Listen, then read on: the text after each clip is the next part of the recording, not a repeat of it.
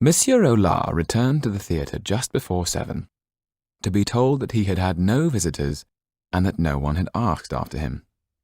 He went up the stairs to his office and opened the door. The room was dark. Why had no one bothered to light the lamp, he thought irritably, fumbling for the tinderbox. He stumbled, steadying himself on his desk. In the dark he could see an unfamiliar shape. "Who's there?" he called. He lit the wick. Slowly and terribly, the dead body of Topolin was revealed, sitting in his chair. Around his neck was a thin line of dried beads of blood. In his lap was the sawn-off head of the Pierrot, its glass eyes glinting in the lamplight. Monsieur Hollart's scream could be heard all the way through the theatre and out on the Rue du Temple. Jan had waited in Moet's tavern until it had grown dark. He was beginning to think that Tetu was never coming back, when, to his great relief, he saw the dwarf's small shape push and jostle its way to where he was sitting. "Everything is arranged," said Tetu. "Come, we must get out of here." They walked down a tangle of narrow streets. "Where are we going?" asked Jan. "To a hotel.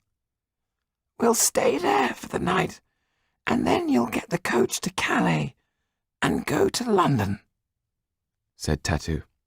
"London?" said Jan, stunned. "Come on, keep up." Tetu was now walking as fast as his legs would allow him. "The sooner we're off these streets, the better." The entrance to the Hotel d'Angleterre was a wooden door that opened into a courtyard. Here Tetu, as Cordell had suggested, took a room for the night. "Why are we going to London?" "Not we, you. You are going to London.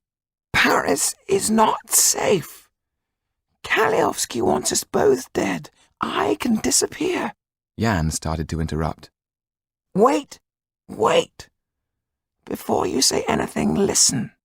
I have a great friend, an English banker called Charles Cordell. He has agreed to send you to London and put you in the care of his partner, Henry Laxton. "I'm not leaving you." Tetu's face looked as hard as ever Jan had seen it. "Listen to me. You're not a baby. It will only be for a few months. You'll do this, and that is the end of it." Jan was too exhausted to argue any more, too angry to sleep. He lay face down on the bed, furious, only to find that when he woke up it was morning. Jan sat up and said, "I still don't understand why I have to go away." "I'm going to explain. Will you listen? Or are you going to block up your ears with anger so that you won't hear anything but your own thunder?" Jan shrugged. "You've often asked me about your mother, and now I will tell you," said Tetu. "Your mother loved you dearly. She wanted no harm to come to you, and I promised her I would keep your gypsy origins quiet." "Gypsy," said Jan.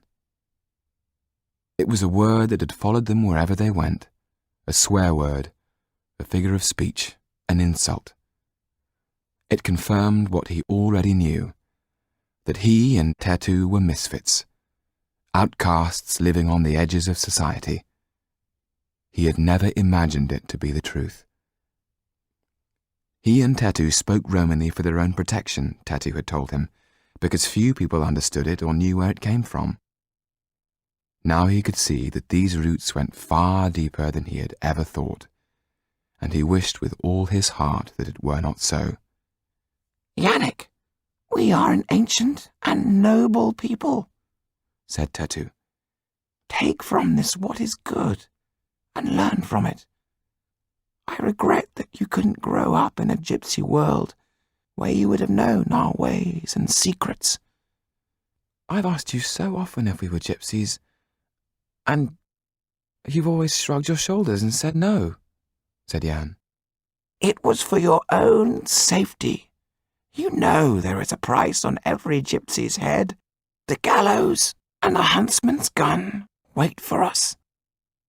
The seriousness of what Tetu was saying took away all Jan's anger. Maybe this explained why they were not like other people. Maybe it at last explained why he could read minds and see into the future. Jan sat down on the edge of the bed. "Go on,"